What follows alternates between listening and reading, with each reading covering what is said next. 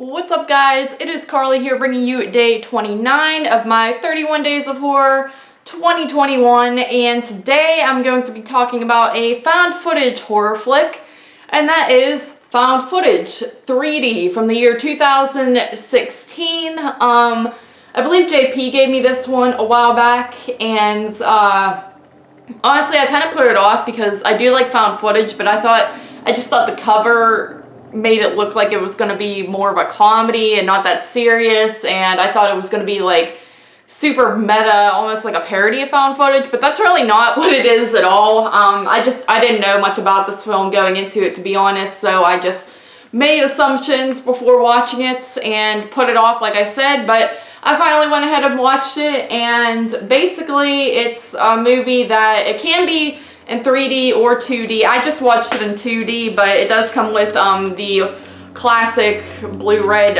3D glasses here, which is cool. You get two pairs in the set, but I just didn't, I don't know, I don't feel like doing that for a whole movie, so I just, you know, watched it in 2D. But basically the film is literally about a film crew that is trying to make a found footage film, and all the while they're kind of documenting their, like, you know, behind the scenes footage. So that's how they, you know, kind of make it so they film the entire thing. But so, you know, you're getting clips of just their regular lives, some, you know, interviews where they talk about the movie and such, and then you actually get clips of the actual movie scenes that they're trying to make. And all the while some weird stuff starts happening. They're filming in a cabin in the woods in the middle of nowhere. And, you know, it turns out that the place is actually a little bit haunted, and, like I said, some creepy stuff starts to go down. So, yeah, this was a Shudder movie, actually, but came out in 2016, and I missed this one, so, like I said, I didn't watch it. But I was actually really surprised by this movie. I enjoyed it quite a bit. Like I said, I am a found footage fan, and I was happy to see that it wasn't, like, a spoof, I guess. It was more so just a different take where it's an actual film crew trying to make a movie, but then their movie turns out to actually be found footage and a real life type of thing. So I thought that was a cool concept that they did there.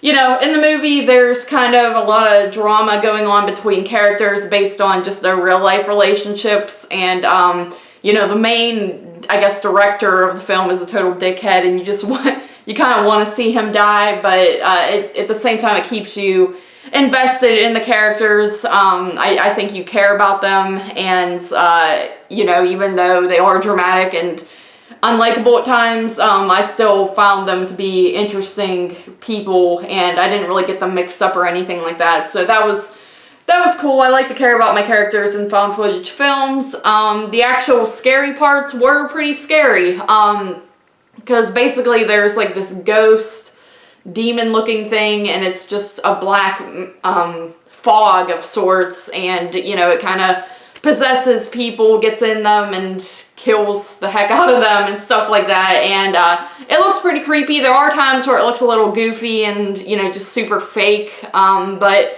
for the most part, there were a few scenes that I thought were pretty, you know, menacing with it. So I like that. I like that you actually see the sort of, it's just like kind of a basic fog. It's not like a full body apparition or anything, but it looks like this demonic energy. So I think that's rather creepy. I like the setting. It's, like I said, in the middle of the woods, in the middle of nowhere. I always find that scary in these, you know, it's the classic, like, Blair Witch Project setting, but it works for me. You know, when they're running through the woods with the camera, I think that's horrifying and very just, you know, realistic to if you were to get scared in the woods at night, because the woods are a scary place, and, you know, just seeing that they are truly in the middle of nowhere, there's just miles and miles of trees and such. I think it's pretty terrifying. So yeah, overall I thought this movie was good. And the ending, you know, the final, I guess, probably like 20-25 minutes or so are really, that's when everything kind of